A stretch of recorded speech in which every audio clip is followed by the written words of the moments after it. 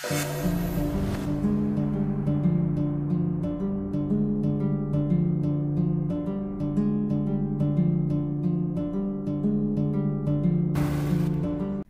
umaga na February 18, 2020, nagsimula ang mga residente sa Haldia City sa Mednapur District ng West Bengal, India sa kanilang pangkaraniwang gawain. May ilan na papunta sa trabaho, paaralan o palengke, habang ang iba naman ay nagsimula ng kanilang araw sa pag-eehersisyo sa mga lugar malapit sa Haldi River Canal. Ngunit ang katahimikan ng umagang yon ay biglang nagambala nang mapansin ng ilang taong makapal na usok mula sa isang lugar. Dahil sa kanilang pagkamausisa, pinuntahan nila ang pinagmulan ng usok at doon nila nadiskubre na may nasusunog na isang bagay. Sa mas malapitan, napansin na ang nasusunog na bagay ay 2 bangkay ng tao. Agad silang kumuha ng tubig mula sa ilog upang apulahin ang apoy at nakumpirma ang kanilang hinala. Ang nasunog na bagay ay 2 bangkay ng tao. Ang isa ay lubos ng sunog habang ang isa naman ay bahagyang nasunog. Agad na tinawagan ng mga pulis upang siguraduhin ang lugar ng krimen. Katabi ng 2 bangkay, nakakita ang mga pulis ng isang hukay sa lupa at isang walang lamang bote na pinaghihinala ang pinaglagyan ng gasolina na ginamit sa pagsunog. Pinaniniwalaan ng mga pulis na maaring orihinal na balak ng mga salarin na ibaon ang 2 biktima, ngunit sa hindi malamang dahilan ay ginamit na lamang nila ang gasolina at posporo upang sunugin ang mga ito. Dinala ang 2 bangkay sa kalapit na hospital para makilala. Dahil walang malinaw na palatandaan o personal na gamit na natagpuan sa pinangyarihan, tangi ang forensic experts lamang ang nakapagbigay ng konklusyon. Parehong babae ang mga biktima. Ang una na lubos na nasunog ay tinatayang nasa edad 40, habang ang pangalawa naman ay tinatayang nasa edad 20. Gayunpaman, hindi pa rin masagot ng mga pulis ang 3 mahahalagang tanong. Una, sino ang 2 biktima? Bakit sila pinatay sa ganong kalupit na paraan? At sino ang mga salarin? Pero maliban sa kanilang kasarian at tinatayang edad, wala nang ibang pahiwatig ang mga pulis na magsisilbing panimula sa investigasyon. Matapos matanggap ang ulat mula sa forensic team, dumulog ang Haldea Police sa kanilang social media account sa Facebook at humingi ng tulong mula sa publiko upang makilala ang 2 biktima. Umaasa na baka may mga lokal na residente na nawala ng mga kamag-anak. Makaraan ng 3 araw noong February 21, 2020, isang lalaki ay nakipag-ugnayan sa mga pulis na may dalang impormasyon na maaaring may kaugnayan sa kaso. Bumisita mga pulis sa lalaki at ipinaliwanag nito na may mga kaibigan siya sa Facebook na nagngangalang Rama D at Rhea D. Ayon sa kanya, ang 2 babae ay nasa edad humigit kumulang 40 at 20 years old at mula pa noong February 17 ay wala na silang naipost sa Facebook. Agad na sinundan ng pulis ang impormasyong ito sa pamamagitan ng pag-check sa Facebook accounts ng 2 babae at dito natuklasan na sila ay mag-ina na umuupa sa isang flat sa New Barakpur area. Wala namang nakitang mahalagang impormasyon ang mga pulis doon, ngunit nakuha nila ang tunay na address ni Rama na nasa Haldea City lamang, hindi kalayuan sa lugar kung saan natagpuan ang mga bangkay. Huling nakita si Rama sa kanilang lugar noong gabi ng February 17, 2020. Nagsagawa ng pagsisiyasat ang mga pulis sa flat ng mga biktima at nakakita sila ng ilang gamit, kabilang ang isang diary na pagmamay-ari ni Rhea. Mula sa diary nalaman na si Rhea ay ikinasal kay Sheikh Saddam Hussein noong 2018, bagay na pinatutuhanan din ng marriage certificate na nakasalid sa loob ng diary. Nakuha rin ng mga pulis ang mga numero ng telepono ni Rama at Rhea. Sa pagsisiyasat, nakadiskubre sila ng maraming pahiwatig na nagturo sa isang posibleng suspect. Mula sa call history data, lumabas na sa mga nakalipas na buwan, particular noong February 17, 2020. Si Rhea ay madalas na nakikipag-usap sa isang numero na nakarehestro kay Saddam. Natuklasan din na si Rama ilang beses ding tumawag sa parehong tao noong February 17 kay Saddam. Ang susunod na mahalagang pahiwatig ay ang phone signals ni Rama at Rhea na palaging nasa parehong lokasyon kung saan naroon din ang signal ng telepono ni Saddam noong gabi ng February 17 hanggang madaling araw ng February 18. Agad nang tinunto ng mga pulis ang lokasyon ni Saddam at nalaman nilang nasa kanyang tirahan siya sa Durgachak. Ngunit sa ikinagulat ng lahat, nalaman nilang si Saddam ay naka-admit sa lokal na hospital at may kasama ang isang babae na nagsasabing siya ang asawa ni Saddam. Lubhang ikinagulat ng mga pulis ang natuklasan. Totoong kasal si Saddam at Rhea, kaya't ang tanong, sino ang babaeng kasama niya sa ospital? Matapos makumpirma mula sa doktor na nasa maayos na kalagayan si Saddam, agad siyang dinala ng mga pulis sa himpilan para sa interogasyon. Una, itinanggi ni Saddam ang anumang kinalaman sa pagkamatay ni Rama at Rhea. Ngunit dahil sa lahat ng ebidensyang nakalap ng mga pulis, hindi na niya ito maikaila. Sa huli, inamin din ni Saddam ang lahat na kanyang ginawa, kabilang ang insidenteng nagtulak sa kanya na gawin ng krimen. Bago ko ipagpatuloy ang investigasyon at proseso ng batas sa kasong ito, unawain muna natin ang pinagmula ng tatlong pangunahing tauhan sa kwentong ito. Si Rama ay ipinanganak noong 1980s. Siya ay nagmula sa isang pamilyang Hindu at lumaki sa Parganas District ng West Bengal, India, partikular sa New Barakpur area kung saan iginugol niya ang kanyang kabataan. Nanggaling siya sa isang middle class na pamilya at sa edad na 20, bandang 2000, ikinasal siya sa isang lalaki at lumipat sa Mumbai kung saan ay isinilang niyang kanyang anak na si Rhea noong 2001. Ngunit hindi naging maayos ang buhay sa Mumbai para kay Rama dahil sobrang abala sa trabaho ang kanyang mister at bihirang umuwi. Sa madaling salita, si Rama na lamang ang halos nagpalaki kay Rhea. Kahit bihira makita ang ama, lumaking matalino naman at masayahin si Rhea at nagkaroon siya ng interes sa mga banyagang wika. Pagsapit niya ng high school, bihasa na siya sa Bengali, Hindi at English at nangarap siya makapagtapos ng degree sa linguistics. Sa simula, maayos ang takbo ng buhay ni Rhea. Ngunit noong 2017, habang nasa ikalawang taon siya ng high school, nagpasya ang kanyang mga magulang na maghiwalay. Nakuha ni Rama ang kustodiya ni Rhea at matapos ang divorce, dinala niya ang anak pabalik sa kanilang bayan sa West Bengal. Gayunpaman, sa halip na bumalik sa bahay ng kanyang mga magulang, pinili ni Rama na mamuhay ng mag-isa. Umupa siya ng maliit na flat sa Haldia City na nasa silangang bahagi ng Midnapore District. Dahil tutol ang kanyang pamilya sa naging divorce, nilimitahan ni Rama ang kanyang pakikipag-ugnayan at komunikasyon sa kanyang mga kamag-anak simula noon. Nakaramdam ng kalungkutan si Rama sa bago niyang buhay sa Haldia dahil wala siyang trabaho at umaasa lamang sa buwan ng allowance na ibinigay ng kanyang dating mister. Pinag-aral din niya si Rhea sa isang boarding school sa New Barakpur para ipagpatuloy ang high school nito. Sa una, naapektuhan si Rhea ng divorce ng kanyang mga magulang. Nawala ang kanyang focus sa pag-aaral pero kalaunan ay natanggap niya ang hiwalayan ng mga magulang. Natapos siya ng high school at nagsimula ng diploma sa New Barakpur. Si Rhea ay isang magandang dalaga na hindi mabubuhay ng walang social media. Madalas siya magbahagi ng kanyang mga litrato sa Facebook. Samantalang si Rama naman na nakakaramdam din ng matinding kalungkutan ay nagsimulang gumamit ng Facebook at nakilala niya isang lalaki na nagngangalang Sheikh Saddam Hussein. Si Saddam ay ipinanganak noong 1994 sa Durgachak area ng Midnapore District sa West Bengal, India. Siya ay 26 years old noong February 2020. Lumaki siya sa isang simpleng pamilyang Muslim sa isang baryo at mula pagkabata ay tinuruan na siyang magsikap upang mapabuti ang kanyang pamumuhay.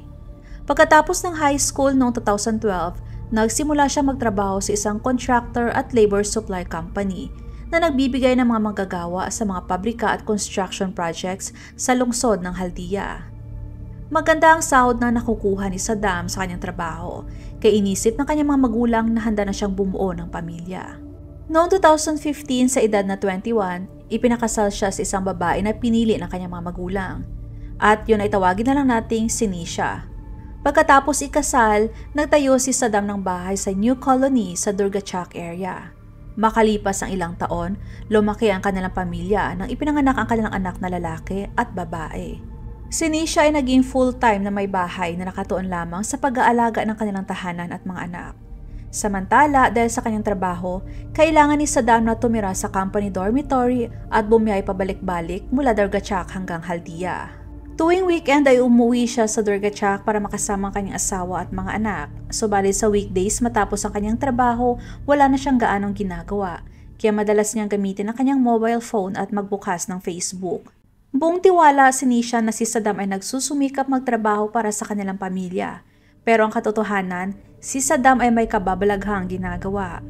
Madalas siya makipagkita sa ilang babae sa Haldia na nakikilala niya sa Facebook at isa na nga rito si Rama. Nagkakilala sina Saddam at Rama sa Facebook bandang huling bahagi ng 2017 o unang bahagi ng 2018. Nagsimula ang kanilang ugnayan sa simpleng palitan ng mensahe, kung saan ay madalas na ikwento ni Saddam ang kanyang araw-araw na buhay at trabaho. Sinagot naman ito ni Rama sa pamamagitan ng pagbabahagi ng kanyang kalungkutan matapos ang divorce at pagkawalay sa kanyang anak na si Rhea. Unti-unti ang kanilang komunikasyon online ay nauwi sa totoong buhay dahil nagdesisyon sila na magkita sa personal. Madalas nang bumisita si Saddam sa flat ni Rama. Magkasama silang lumalabas, kumakain ng hapunan at namamasyal sa gilid ng Haldia River. At syempre, hindi lang doon nagtapos ang kanilang relasyon. Masaya si Rama sa presensya ng bagong lalaki sa kanyang buhay, lalo na't mas bata ito sa kanya ng 14 years. Samantalang tuwang-tuwa din si Saddam at na-e-enjoy niya ang patago nilang relasyon. Maayos ang kanilang relasyon sa loob ng ilang buwan hanggang sa kalagitnaan ng 2018 nang bumisita si Rhea mula New Bakrapur upang dalawin ang kanyang ina sa Haldia. Sa pagbisitang niyang yon, nakilala ni Rhea si Saddam at ipinakilala siya ng kanyang inang si Rama bilang isang kaibigan lamang. Marahil ay nahihiya o hindi pa handa si Rama na ipaalam kay Rhea na nakikipagrelasyon siya kay Saddam. Kaya itinago niya ang kanyang relasyon kay Saddam. Pero ang sikreto na ito ay tusong sinamantala ni Saddam. Unti-unti niya nilapitan si Rhea para sa pansarili niyang kagustuhan, palihim at nang hindi alam ni Rama.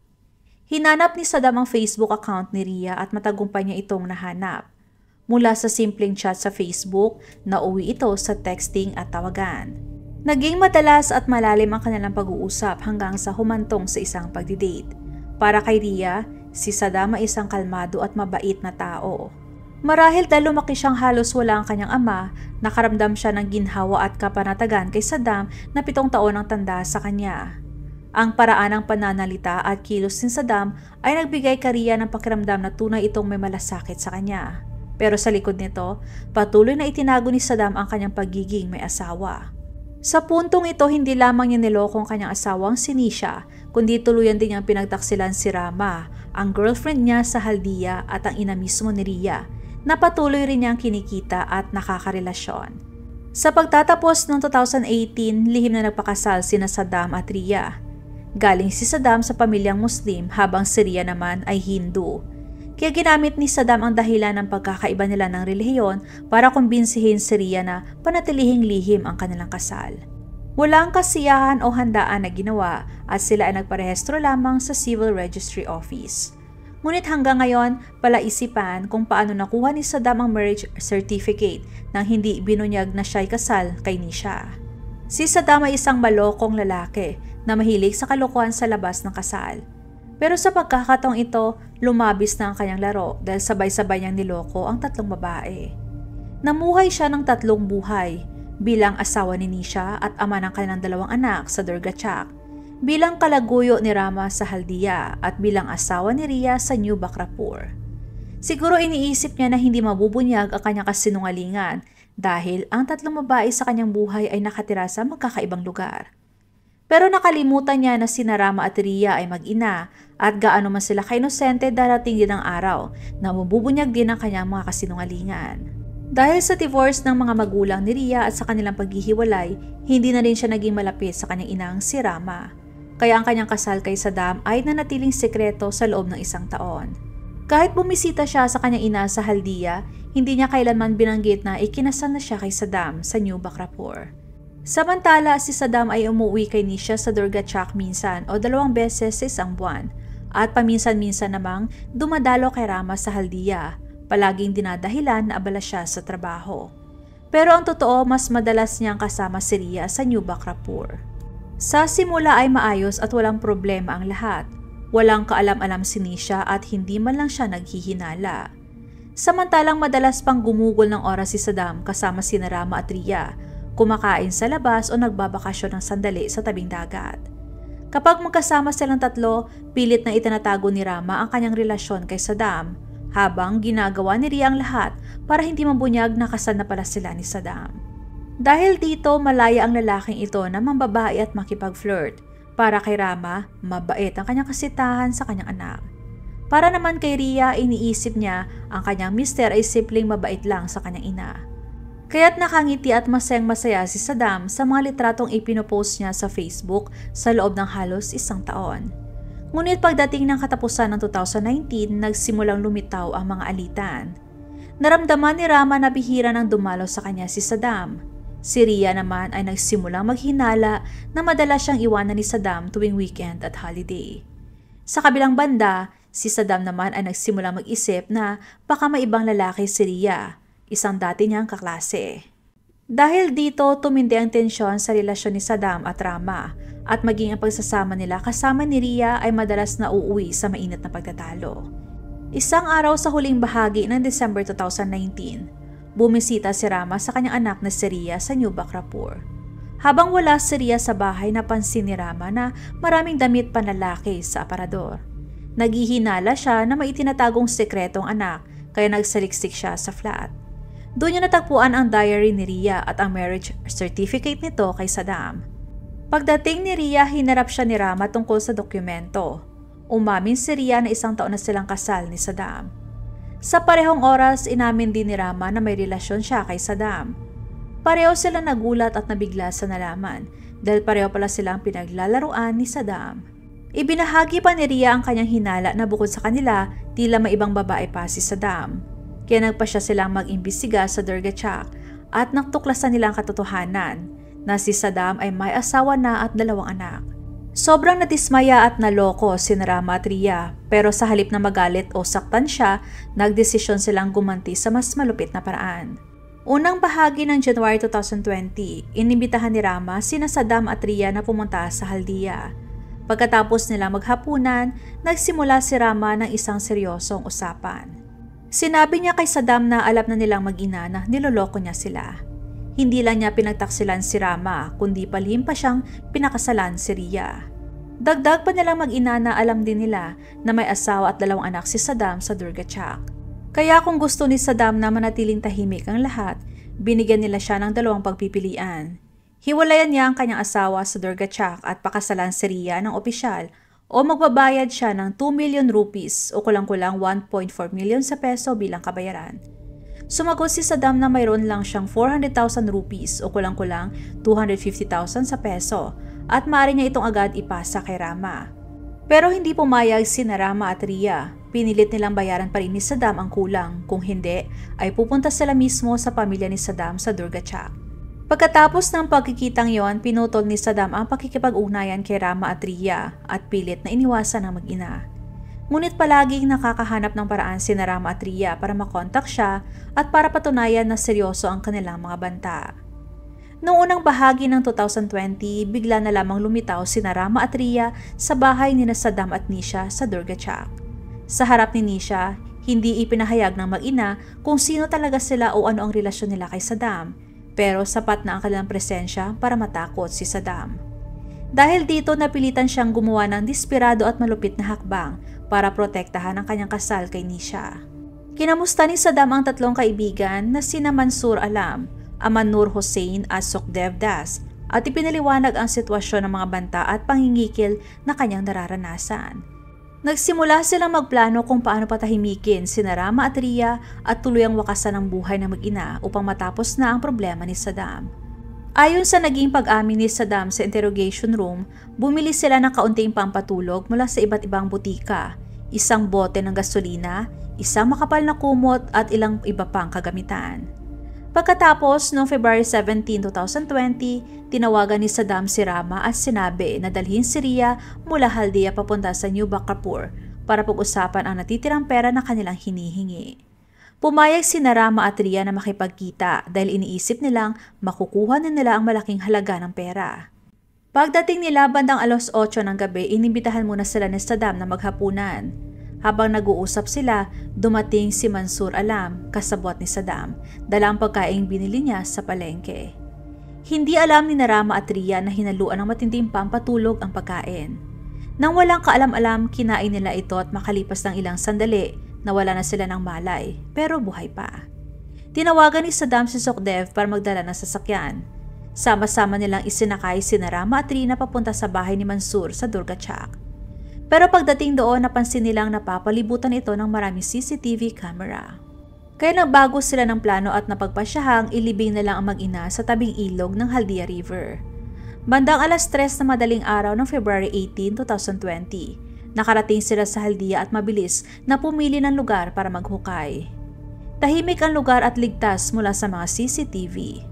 Pero mabilis lumipas ang oras at pagsapit ng 5:00 ng umaga, napansin nilang hindi pa sapat ang lalim ng hukay at malapit nang dumami ang mga tao sa paligid. Para makatipid ng oras, ginamit nila ang dalang gasolina at posporo.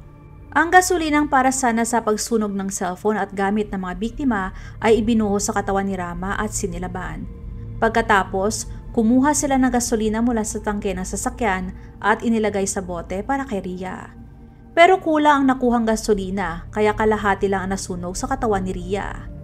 Mahalagang tandaan na bago pa tuluyang magsimula ang apoy, buhay pa sina Rama at Ria. Mabilis na kumalat ang apoy at napansin ng ilang tao sa paligid, kaya dali-daling tumakas sina Saddam at ang kanyang kasabwat bago pa man may makalapit. Noong umaga ng February 18, 2020, gaya na nabanggit kanina, may ilang tao sa tabing ilog ng Haldia River na nakakita ng apoy na tumutupok sa dalawang bagay. Mabilis silang kumuha ng tubig mula sa ilog at pinatay ang apoy. Doon nila nadiskubre na tao palang nasusunog, 2 katawan ng babae. Sa isinagawang pagsusuri na kumpirma na ang mga katawan ay kina Rama at Ria, ang mag-ina.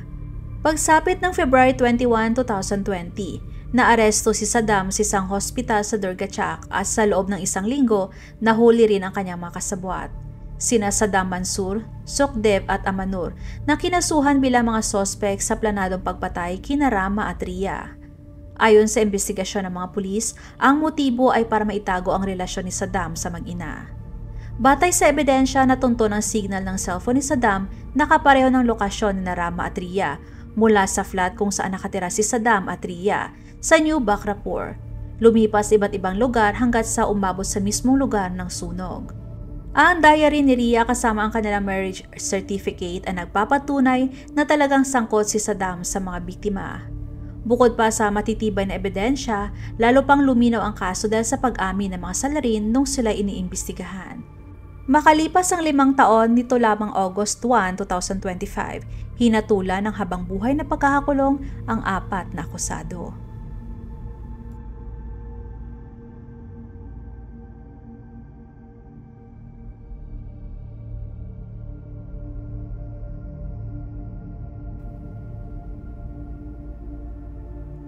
Huwag makatubiling ibahagi inyong mga saloobin at komento.